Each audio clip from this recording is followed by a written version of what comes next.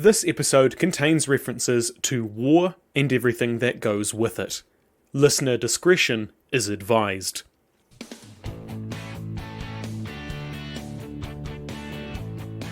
Kia ora, g'day and welcome to the history of Aotearoa, New Zealand. Episode 119, Waka Taua. This podcast is recorded in Te Whanganui Atara, on the rohe of Mueupoko, Taranaki Whanui, Te Aotearoa and Ngāti Toa Rangatira. We are generously supported by our amazing patrons. If you want to support Hans, go to patreon.com/historyaotearoa. Last time we discussed the pā, the forts that Māori used to defend themselves and their most precious resource, food. Today we're going to talk about Waka Taua, war canoes, discussing all about how they were built and used. Although Māori didn't engage in naval warfare, at least as far as I'm aware, waka were very important for transporting troops to and from battle. Because of this, they were often targeted as war booty, or to destroy as a means of denying the enemy escape. They also had elaborate carvings on them, which made them striking both on and off the water. This episode is what you might call a double feature, since I don't really want to break it up into two separate episodes. So instead, it's just going to be a big one. First, it might be helpful to define what makes a Waka Taua different to a regular waka. As we know, waka means canoe, and adding taua to it, the word for war party, makes a war canoe, so these were used for transporting troops. Unlike regular canoes, Waka Taua had a lot of carvings on them, both at the bow and stern, that's the front and back, which made them a marvel of artistic design, but also very eye-catching on the water, and perhaps even intimidating if that was the intended effect. Although they had this extra carving and were used for moving troops from place to place, it was pretty common for Waka Taua to be available for the community to use for domestic purposes in peacetime. Only the most tapu Waka Taua were reserved purely for warfare. Some could be used for peacefully visiting neighbours, trading, and sometimes fishing. In these cases, the fancy tauihu and taurapa, the prow and stern carvings, would be taken off and stored, presumably to avoid damage and maybe misunderstandings from anyone who saw them. So, in reality, there wasn't necessarily a lot separating a waka from a Waka Taua, and in some ways, it was related to what kind of dressing a waka had at any given moment. Since Waka Taua were used by the community for fishing, trade, and transport, they were generally owned collectively by the hapu, rather than by a single person. Which makes sense, since they benefited the whole tribe, as well as the fact that it was a large community effort to make them. A particularly large waka could take upwards of 2 years or more to finish. From selecting the huge totara or kauri that would serve as the hull, all the way to the maiden voyage. Everyone in the community had a role to play. Of course, there were the carvers and labourers who actually built the waka, but the people back in the village, those keeping the households running, the fires going and the food hot, were just as important in the construction of Waka Taua. Both men and women needed to do their part to ensure success. The person in charge of this whole endeavour would be a tohunga tarai waka, an expert waka builder. They would oversee the construction and personally complete the most important bits themselves, usually the finer details on the carvings that required a lot of skill. Along with them, there were other carvers from neighbouring tribes that would come to help, as well as spiritual tohunga to recite karakia at various times during construction, and any other labourers that were needed for less precise tasks. Women and the elderly would weave harakeke or kiakia into sails and ropes. The construction would at least take months, usually a fair distance away from the main settlement, probably because of tapu. Additionally, raupo would be used as a caulking material, with kokowai and shark oil being used for red paint. Kai for the workers would be cooked in a separate hangi, again because of tapu, and all of this was happening while the usual daily activities of the village continued.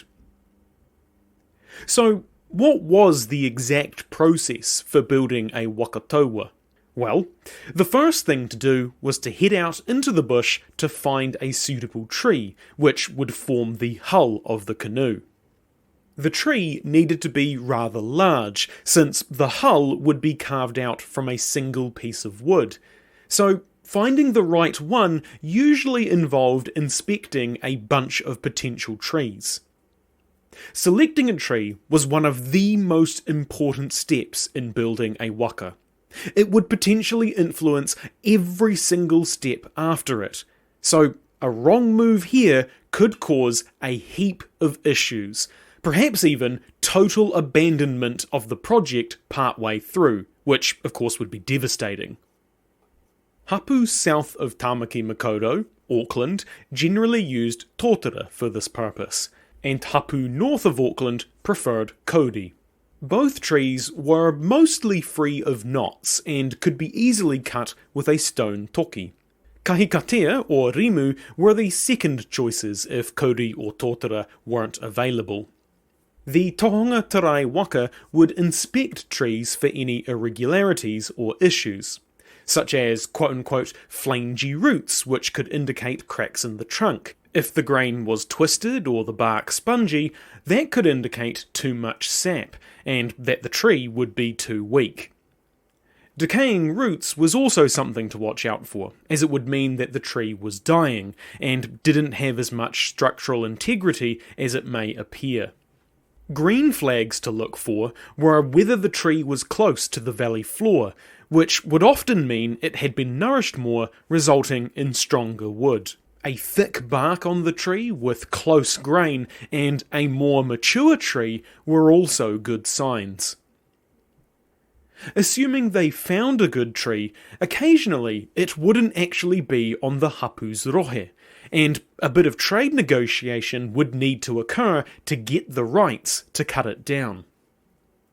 Once that was out of the way, any bushes around the tree would be cleared, partly for the practical purpose of felling it, and partly to indicate that this was the lucky tree, or perhaps from the tree's perspective, maybe unlucky. Sometimes it could be a while between selection and getting out the chainsaw, so clearing the bushes made it easier to find when they came back. Remember, this tree was probably in the middle of the bush in the wop-wops, so making some sort of indication on the ground was needed to know which specific tree was the one they wanted. This also ensured that anyone who stumbled on the area knew that they shouldn't touch the tree, because it was now tapu. If it was going to be quite a while before they felled the tree, a section of bark was removed, making the tree decay along the strip, which would make it easier for the adze to cut into. Occasionally, this was done to younger trees as well, so that when they became mature, they would already be easier to cut down. Cutting down a massive mature tōtara or kauri tree, which was possibly decades or even hundreds of years old, was obviously quite an undertaking, possibly taking anywhere between 2 to 5 days. Keeping in mind that Māori didn't have metal tools, and mostly used stone toki. One strategy was to cut 2 parallel channels up to 1 metre apart horizontally around the tree. Once done, a heavy adze would cut out the wood between the lines until the tree came down. Sometimes fire would be used to help burn and then remove the wood. Further rituals and thanks would be made to Tāne Mahuta once the tree was on the ground, and offerings would be made such as ferns or cooked food that were left on the stump. Before the tree was hollowed out, the tohunga tarai waka would double-check the trunk to make sure that it was still all good and hadn't been damaged when it came crashing down. Assuming everything was fine, the branches would be removed with a combination of fire and adzes.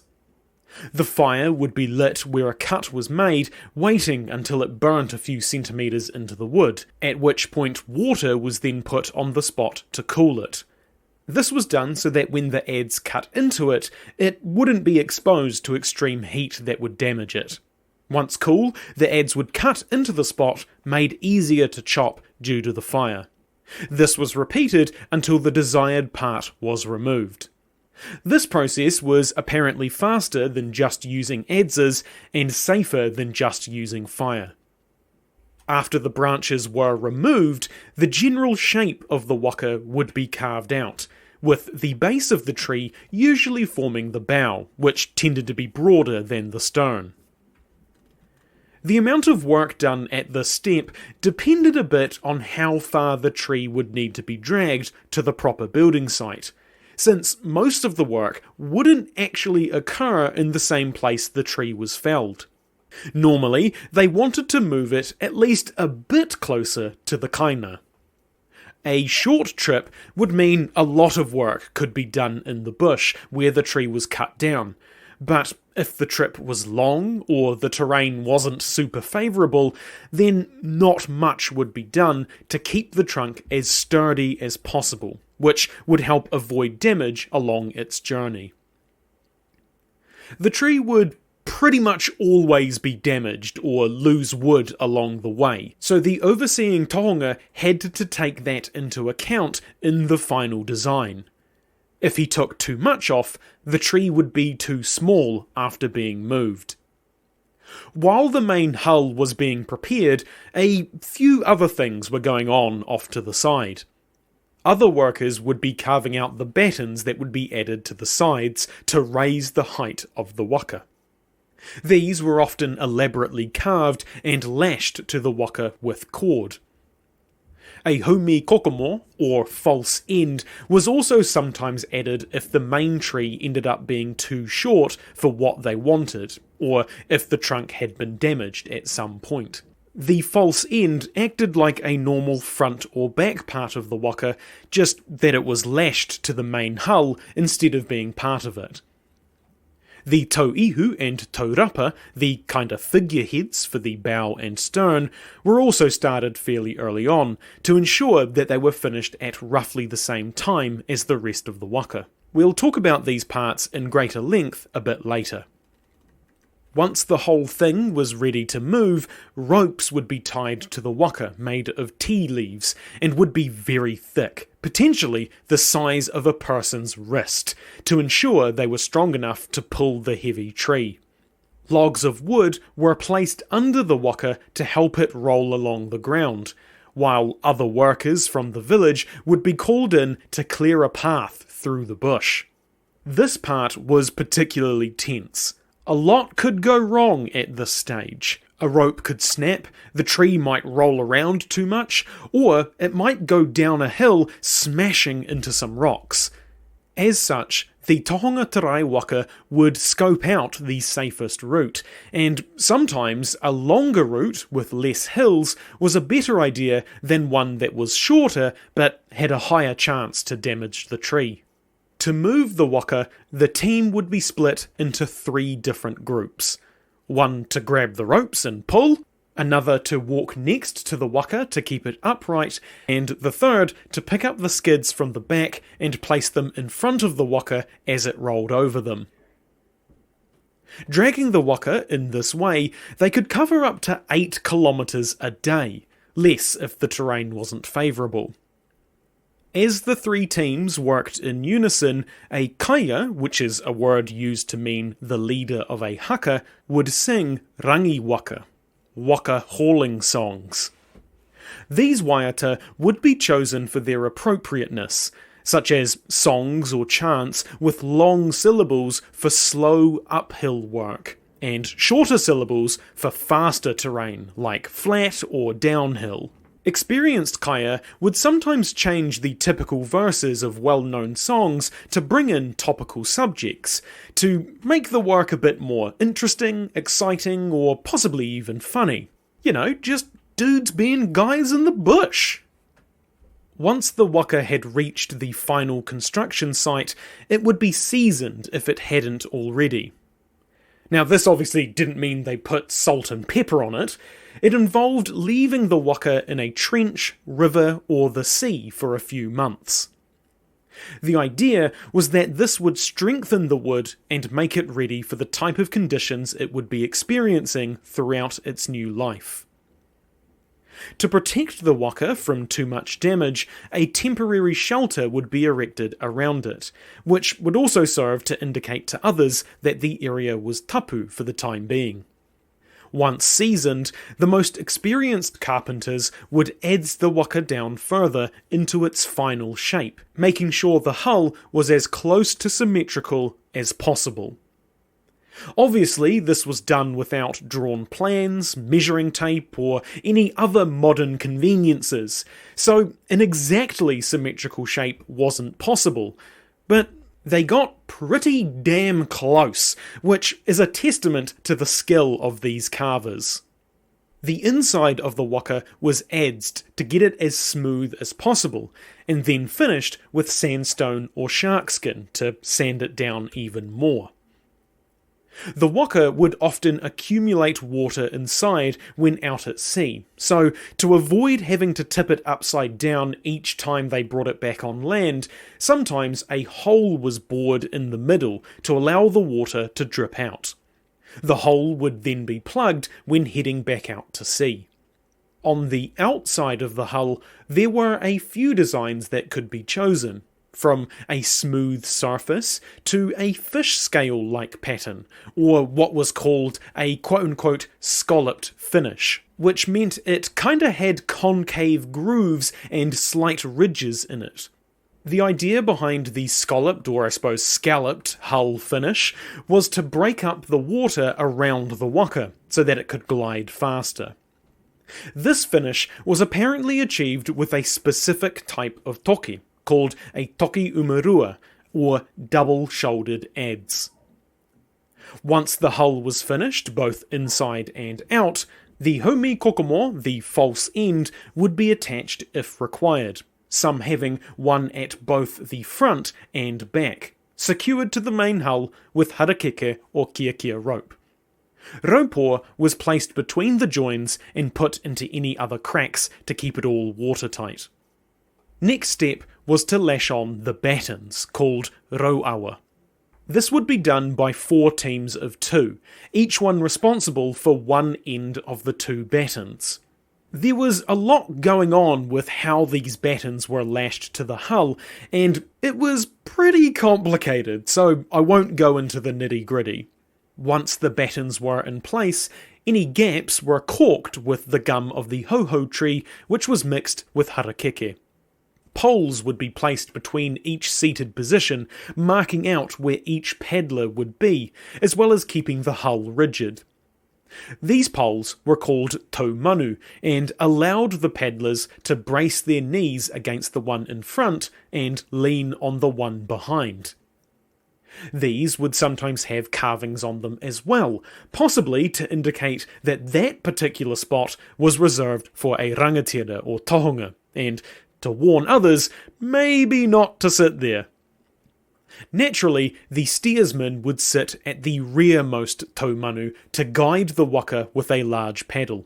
The seat in front of the steersman was usually reserved for the leader of the taua, so the rangatira or riki. Larger waka could hold 4 men abreast, the 2 on the outside paddling, and then swapping with the 2 on the inside when they got tired. Next to go in was the flooring, thin rods of manuka running the length of the waka, which were either tied to the taumanu with vines or secured to them with rigid poles. A gap or 2 was left in between these manuka mats to allow for bailing of water if required. The final stage of construction was painting, and they were pretty much entirely painted red, with some parts being painted black.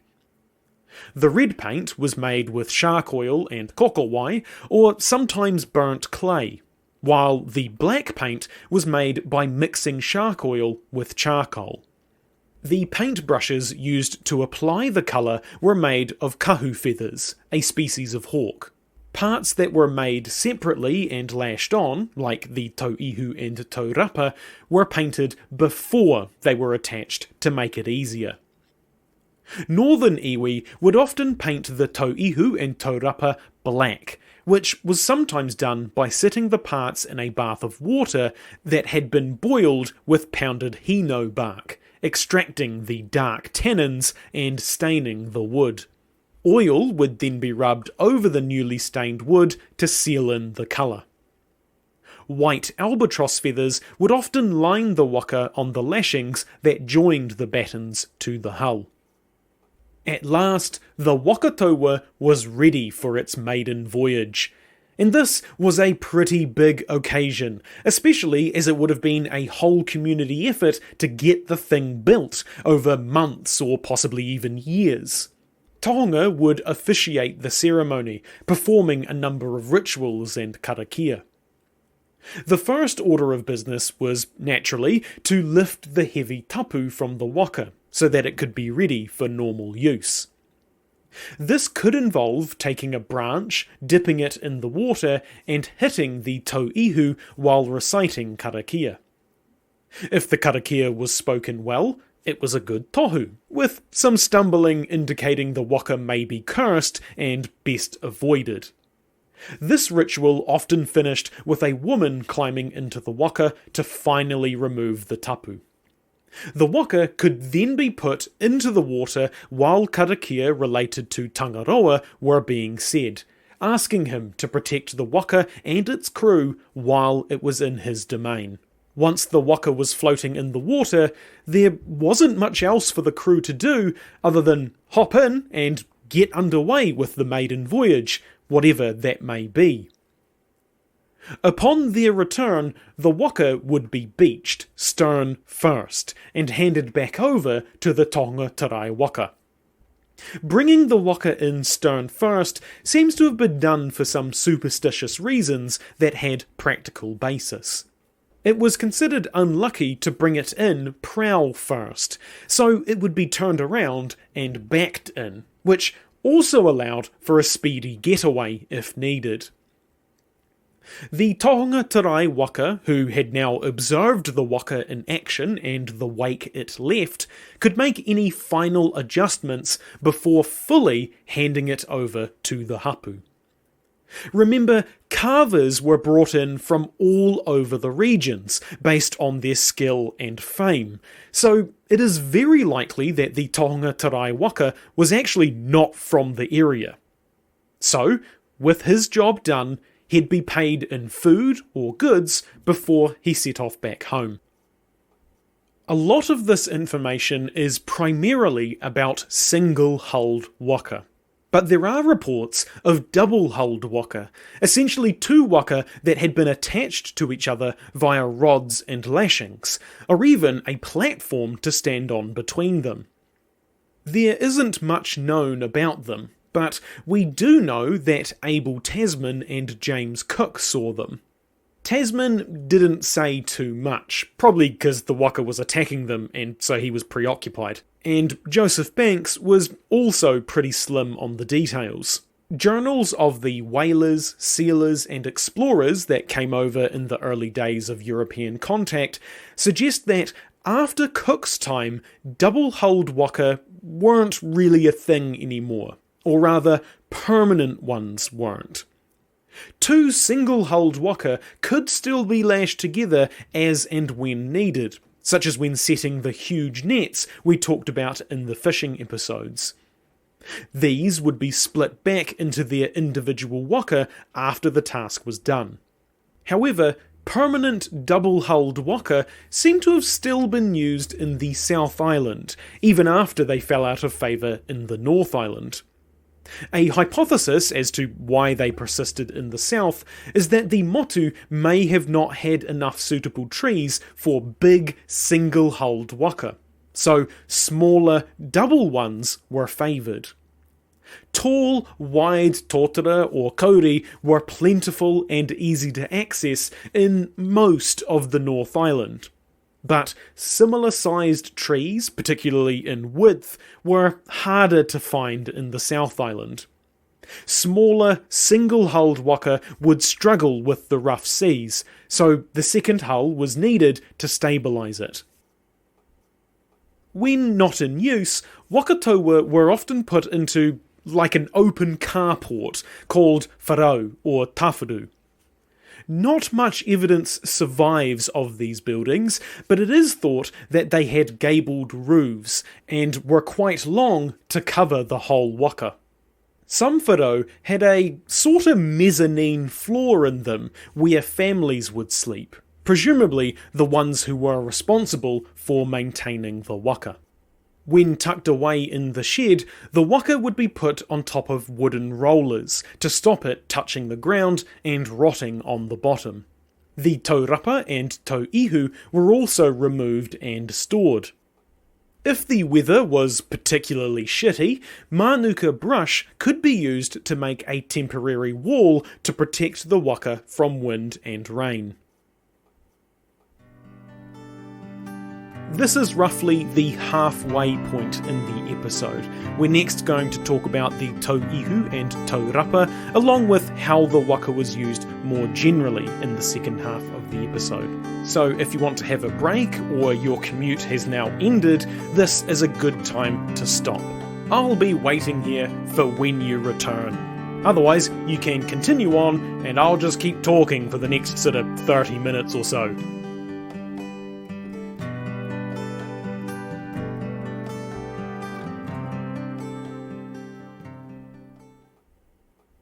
So, as I mentioned earlier, I want to give the tauihu and taurapa, the bow and stern respectively, particular focus, because these were huge, elaborately carved pieces.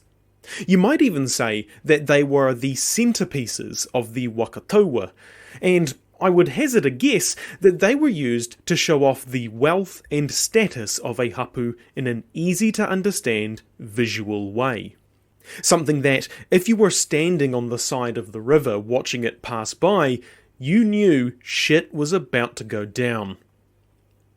Let's start with the tauihu, which was the prow of the waka, the pointed bit at the front, and this was usually heavily carved with some amazing designs.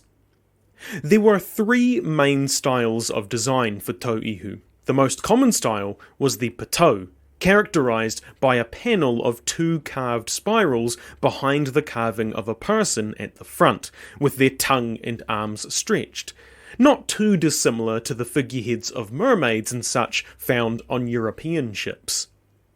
The three main elements of patau were the carved figure leading the waka with his arms stretched out behind him, the panel consisting of the two carved spirals, and another figure sitting at the back looking into the waka. Most patau were made of a single piece of wood, but there are a few examples that were lashed together. The name is derived from the two spirals in the central panel, the spirals also being called patau. These spirals would often have holes throughout them, which is really difficult to do without breaking the wood, even with metal tools, let alone stone ones. It really is another testament to the skill of these craftsmen. If you want to find out more about how these were made, we discuss the technique of making these in our carving episodes. The second design was called tuere and had a thin trapezoid panel which had some curved ribs through the middle. This usually didn't feature a figurehead, but the panel was also elaborately carved. Tuere is often called the northern style, being used as far south as North Waikato, but it was also used in the Bay of Plenty, East Coast, and Coromandel, so it might be more accurate to say it was a northeastern style. Tuere were pretty easy to tell apart from Patau with the lack of spirals and figurehead. They're probably less immediately visually striking, but there was still a lot of fantastic carving work gone into them. Tuere were generally made from separate blocks of wood. A base, central panel, rear splash guard, which did actually have a carved figure in it, and a carved human head called a parata on the front underside of the hull, sitting just above the waterline. The central panel would be carved with a long manaya leading up to a curved head with arms and legs stretched out to kinda make it look like the manaya was sailing above the water. The third style was much less common and was essentially a combination of the Patau and Tuere. The basic design was similar to a Patau with a central panel, though it didn't have the distinctive carved figure at the front. Instead, it had a manaya, with the head at the top and front, with the body running along the central panel, like a tuere. The central panel would also often have a couple of spirals carved into it, like a patau, along with the body of the manaya and a carved figure at the back, facing into the waka. Like the patau, it was usually made of a singular piece of wood.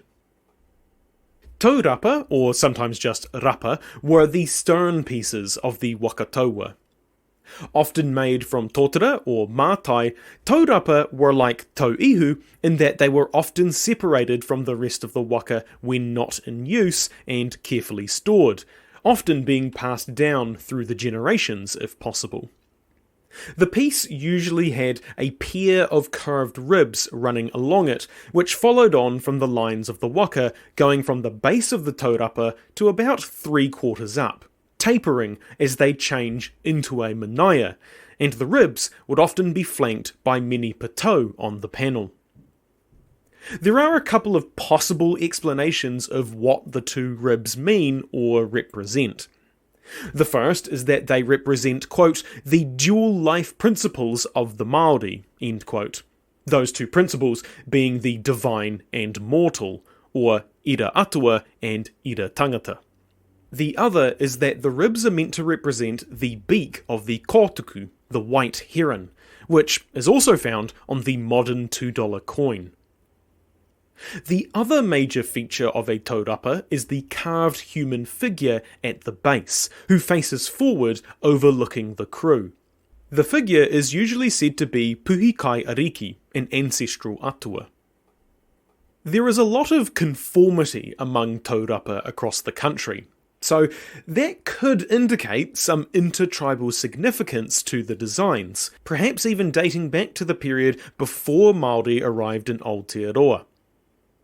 Two quote-unquote streamers of kereru or kaka tail feathers could be attached to the bottom of the taurapa, going up it, over the top, and draped down the back, so that they trailed behind the waka. During important events or when heading out on a raid, Waka Taua were often decorated with two hihi. Not the tiny yellow birds, these were rods of manuka or tanekaha that were placed at the bow of the vessel, and had a hoop tied to the end, called the karu atua, which translates to the very exciting sounding Eye of God. It's also thought that a diamond shape might have been made within the circle to represent the eyes specifically. No one is really sure what these were used for, but one theory is that they were somehow related to navigation. Toroa or takapu feathers, albatross and gannet, were attached to the rods and hoops to decorate them. With that, we've covered all of the main parts of a Waka Taua. But you wouldn't get very far without a sail or paddles, and you might be in trouble if you don't have an anchor or some bailers. So let's talk about those. Anchors, or panga, were obviously needed to keep waka in place when their owners wanted them to be stationary, and there were a few different types of anchors used. One of the more complex types was baskets filled with rocks, or the anchor could be some wood, often pahutakawa, lashed together with a stone in the middle. They would ensure the timber was crooked so that when the anchor dropped, it would dig into the sea floor. A more simple anchor could just be a rope tied around a large rock, usually one that was in the vague shape of a dumbbell if possible, so that the rope could be tied around the groove in the middle. If a rock with the right shape couldn't be found, a groove would be made or a hole drilled to allow the rope to pass through. As with most things, panga that were associated with important waka were much more decorated, sometimes having a pattern carved into them, as well as being named. Most Waka Taua designed to go into the ocean also had a sea anchor shaped kinda like a windsock, which would trap water within it to make it heavy, or rather impose enough drag so that the waka wouldn't move. The anchor would be lowered from the bow, and the crew would move to the stern to counterbalance it. Tata were bailers, which were used to bail water if things got a bit dicey. Although they were very practical items, they were often heavily carved around the handle and rim, as well as being named if they belonged to an important waka. The carving on the top of the handle was often of a human head, the whole thing often being made of maire, mātai, or hino. They are an interesting design, being a kinda scoop, but instead of the handle coming out the back, say like a gardening trowel, it goes over the bowl of the tata, being curved so it fit in the hand better.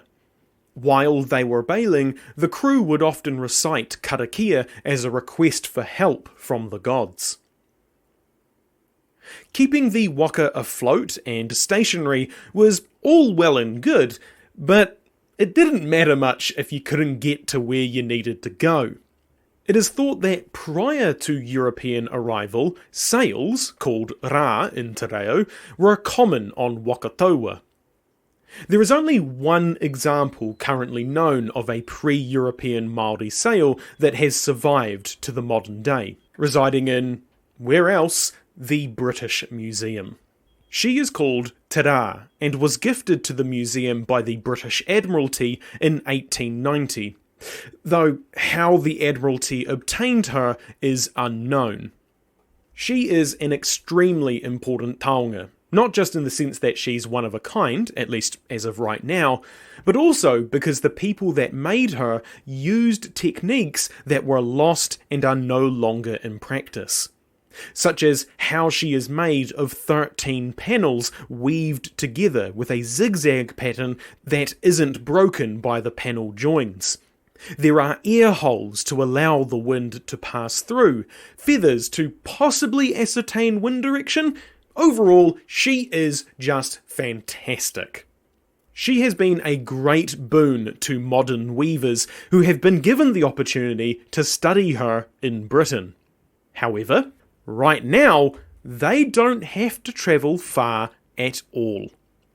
At time of release, Te Rā is on temporary loan from the British Museum to the Christchurch Art Gallery until October 2023, when she will be taken to the Auckland Museum and displayed there.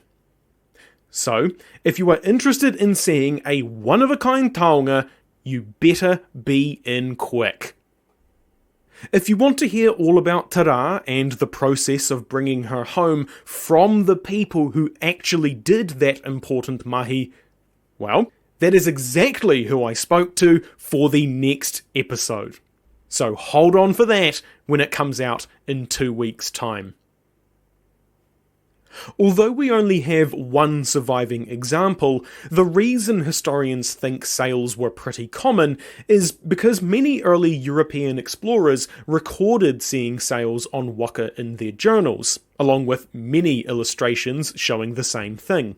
Some from Sidney Parkinson, who was on Cook's first voyage, and one from Isaac Gillisman's, who was on Abel Tasman's expedition.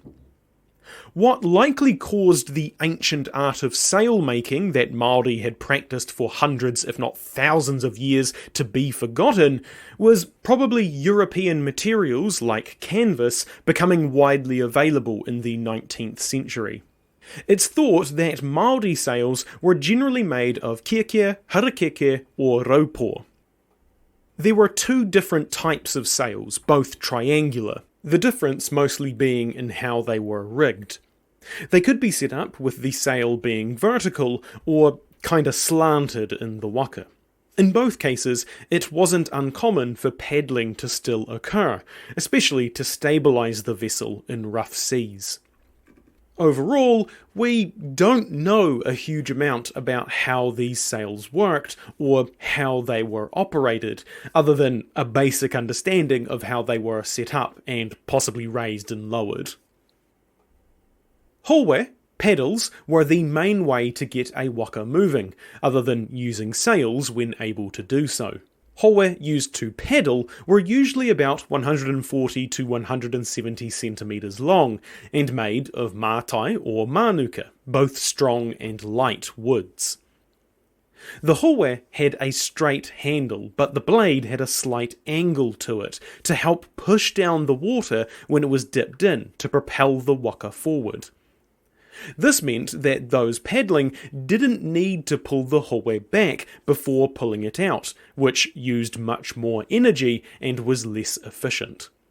Sometimes the paddle would have a scoop in it to make this process even more efficient. Some hawe also had a little knob at the end of the blade to stop the whole thing from splitting if it was bumped against a rock that couldn't be seen under the water. This was the basic design of hawe, but of course there were lots of regional variations, such as curved handles being called Waikato style, though they were found in other areas too. Some paddles also had a much broader blade, since the standard design was quite narrow. These broader hawe were meant to double as a weapon when needed. Like many items that had lots of carving, paddles were collected by various people that visited Aotearoa and took them back to private collections and museums.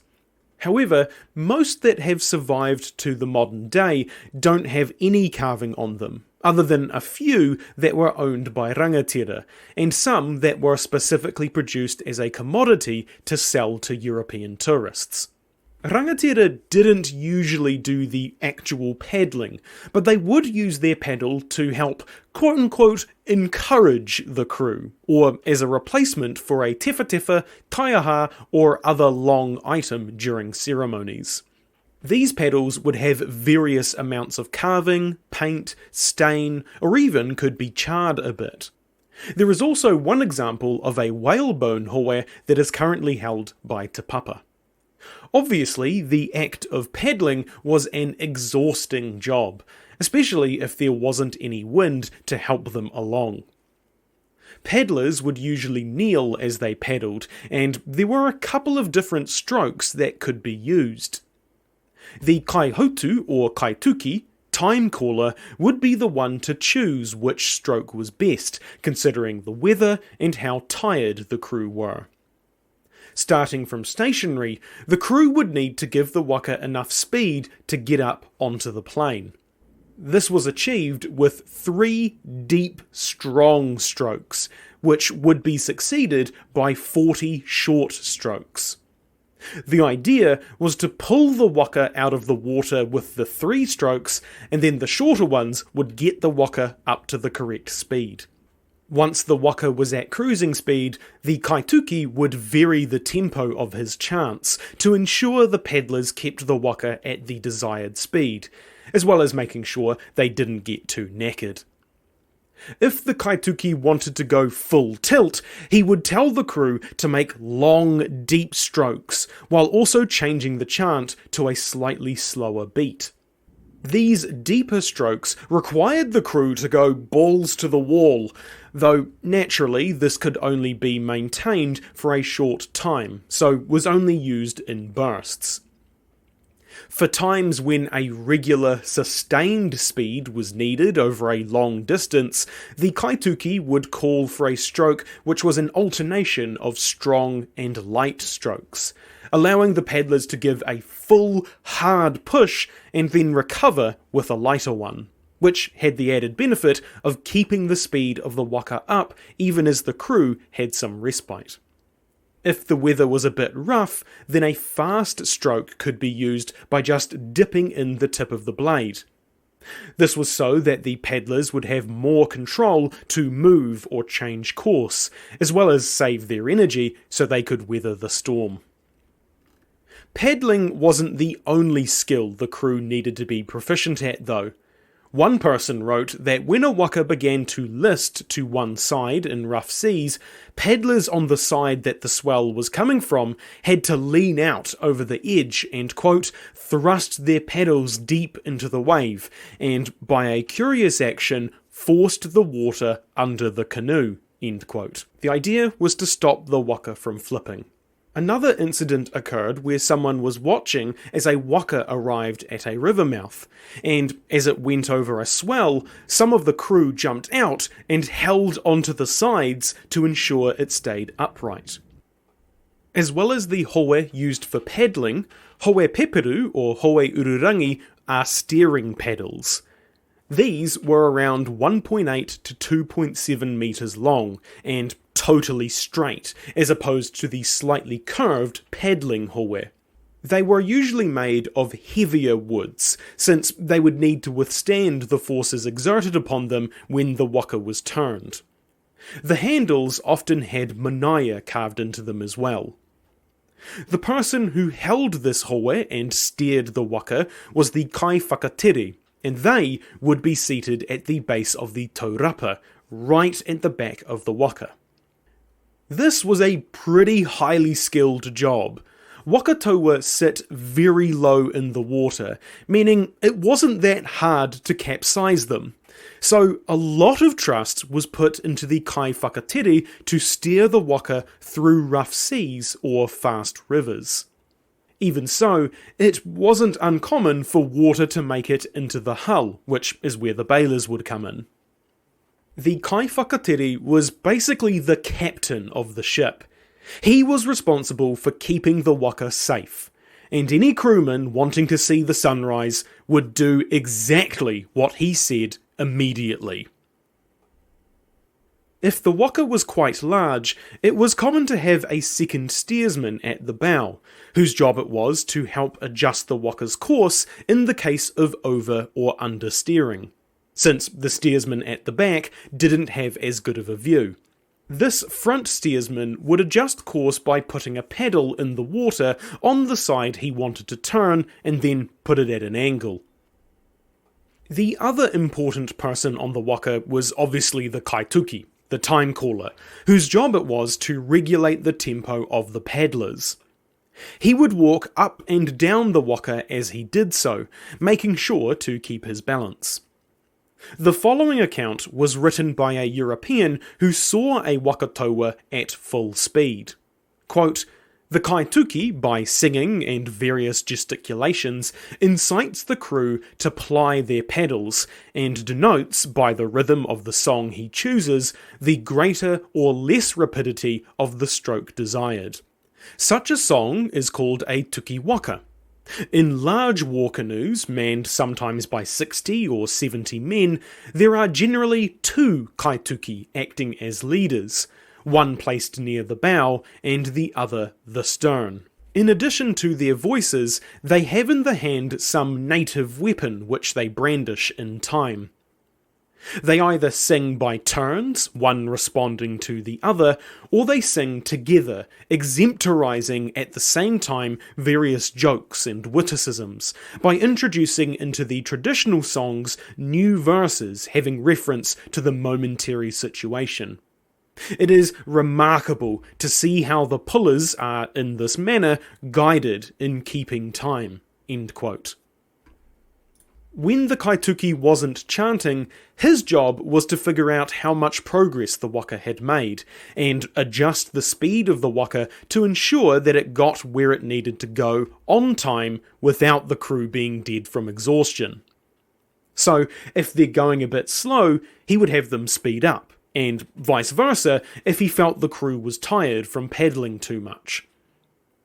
A change in effort was usually marked by the kaituki elongating or shortening the length of the vowels in time with when the paddles were in the water.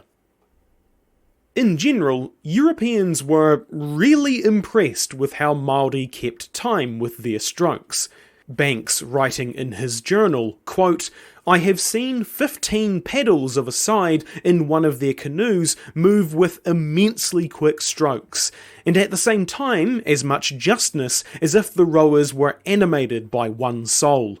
Not the fraction of a second could be observed between the dipping and raising of any two of them, the canoe all the while moving with incredible swiftness. So much strength, firmness, and agility did they show in their motions, and at the same time such excellent time did they keep, that I have often heard above 100 paddles struck against the sides of their boats, as directed by their singing, without a mistake ever being made. In managing these canoes, at least in paddling them, they are very expert. In one, I counted 16 paddles on a side, and never did men, I believe, keep better time with their strokes, driving on the boat with immense velocity." End quote. Europeans, as they are wont to do, actually wrote a fair amount on their impressions of Waka Taua, in particular how amazing it was to see a fleet of them. The following quote comes from the journal of Major R.A. Cruz of the 84th Regiment of Foot. Quote, "The fleet was composed of about 50 canoes, many of them 70 or 80 feet long, and a few less than 60.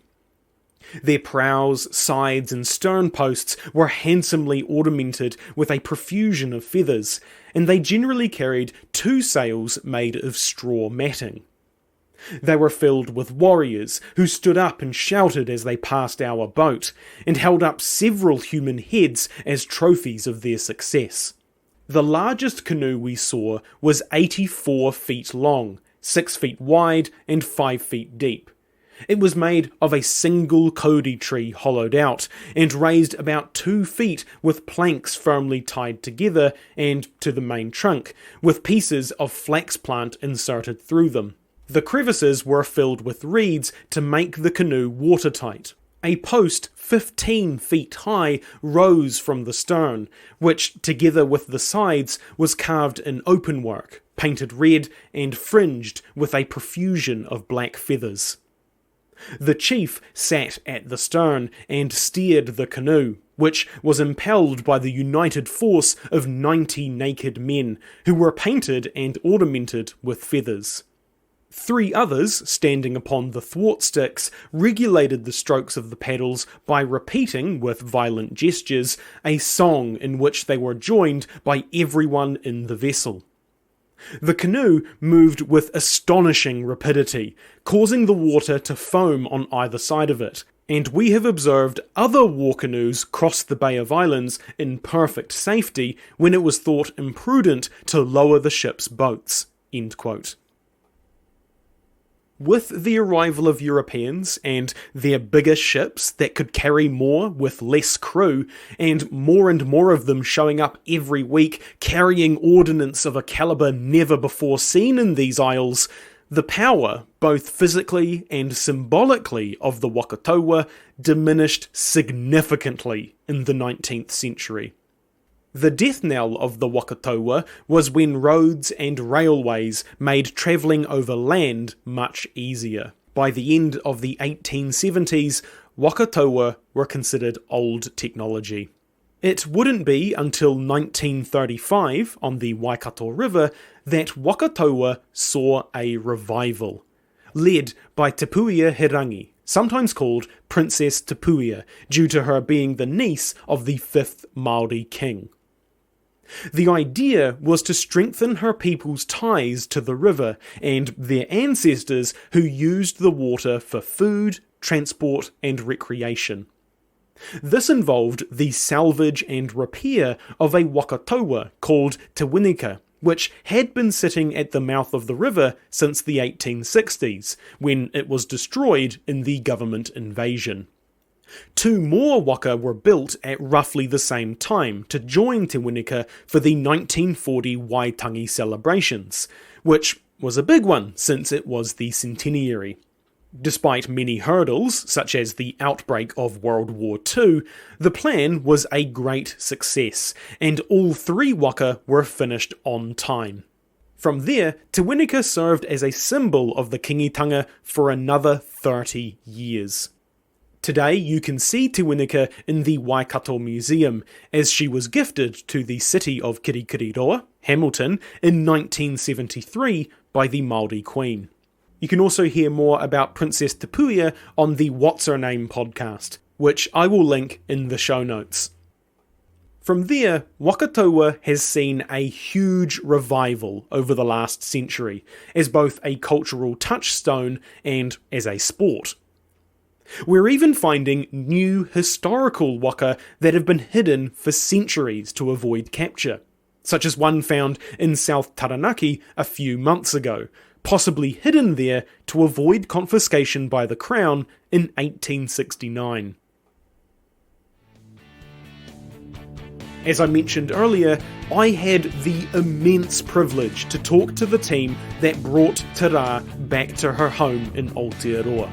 She is the only known pre-European Māori sail, and so is an immensely important taonga. So, next episode will be an interview with the amazing team, telling us all about Te Rā and their journey to bring her home. If you want to send me feedback, ask a question, suggest a topic, or just have a chinwag, you can find my email and social media on historyaotearoa.com. Aotearoa spelt A-O-T-E-A-R-O-A. You can also find helpful resources there, like transcripts, sources, and translations for some of the Te Reo Māori we have used. You can help support Hans through Patreon, buying merch, or giving us a review. It means a lot and helps spread the story of Aotearoa, New Zealand. As always, haere tū atu, hoki tū mai. See you next time.